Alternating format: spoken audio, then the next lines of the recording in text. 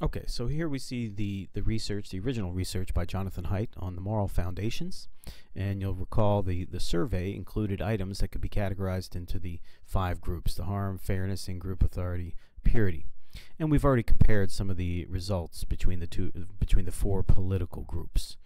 The liberals have high endorsement of the harm and fairness moral foundations, higher than conservatives. But the in-group authority and purity endorsement is much lower than the conservatives. The social conservatives have a 5-channel morality, liberals sort of a 2-channel morality. But then we noticed that the libertarians were sort of an interesting mix. Low harm and fairness, similar to conservatives, lower than the liberals, but also low in group authority purity, similar to the liberals, different from the social conservatives. But in further research, Haidt and others began to suspect that they were just still missing something about these libertarians. After all, the ideology of libertarians focuses on freedom, liberty, right? And they began to be concerned that these 5 foundations were missing this critical component of the libertarian ideology. So Haidt began more research into whether they should add a 6th moral foundation. And they did endorse this 6th one called the Liberty Oppression Foundation. And just like the other 5, Haidt argues it also has an evolutionary history. After all, many social animals live in dominance hierarchies, for example, chimpanzees. There's an alpha male, and the alpha males can bully others. That's how they maintain their dominant status. Of course, the alpha male, by maintaining this status position, they have preferential access to females and to food and so on. However, sometimes subordinates do cooperate and challenge the leader, right? But consider, in the chimpanzee world, right, there aren't sophisticated weapons, and so those interactions are physical. It's the alpha male physically interacting, maintaining dominance or losing dominance as the result of some kind of physical interaction between members of the group. But in our own history, in the last million years, humans, of course, were making tools and beginning to live in more complex social settings. And so Haidt argues that humans made a political transition to live in more egalitarian societies, ones where there isn't such hierarchy as you see in chimp society, for example. So in this situation, subordinates were able to band together, right, with weapons. So chimps can do it without weapons, but once you have weapons, that becomes a more formidable challenge to any leadership. So subordinates who were banding together could rein in, punish, or kill any would-be alpha males who tried to dominate the group. Now, with the evolution of language, of course, that would permit gossip, so that subordinates could gossip about moral violations. Leaders who were behaving badly could be shamed and ostracized and ultimately overthrown through rebellion. So that's going to set up a situation where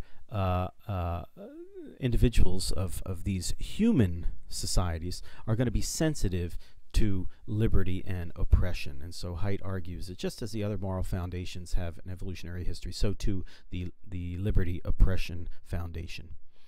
Now, what triggers this concern for liberty? It's the perception of domination, right? So for libertarians and economic conservatives, they embrace the Liberty Oppression Foundation when they say things like, don't tread on me with your nanny state and high taxes, don't tread on my business with your regulations, don't tread on my nation with your United Nations treaties, etc. So these types of political expressions, Haidt argues, captures the moral concern for the Liberty Oppression Foundation among libertarians and some conservatives. This means then, in the most current research, then Haidt is going to argue that there are 6 moral foundations. Conservatives value all 6, so the conservatives, the libertarians really value the Liberty Oppression Foundation, whereas the liberals emphasize 3, the harm, care, fairness, reciprocity, and the Liberty Oppression Foundation. So whereas the old research, it was conservatives value all 5, liberals value 2. With the addition of the 6th foundation, we have the final tally in Haidt's research: conservatives endorsing the 6 moral domains, and liberals emphasizing the 3. And that liberty oppression foundation is especially valued in libertarian groups. So here we have the libertarian moral matrix, as Haidt calls it. We have the 6 foundations down here, and the thickness of the pillar here would indicate how valued that particular moral foundation is. So for the libertarians, the liberty oppression moral foundation is extremely valued. Not so much the loyalty, the authority, the sanctity. Remember, so the old designation was the in-group authority, purity. So they're sort of like liberals in that regard.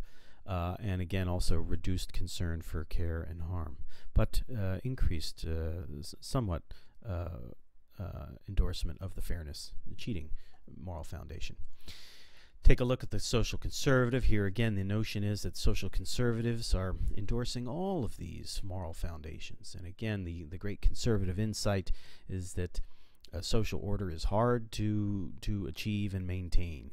And so for social conservatives, all of these moral foundations are useful to the extent that they promote in-group, or they promote cooperation and the maintenance of social order. The liberal moral matrix, we have the emphasis of the harm and the care, the liberty oppression, and the fairness cheating.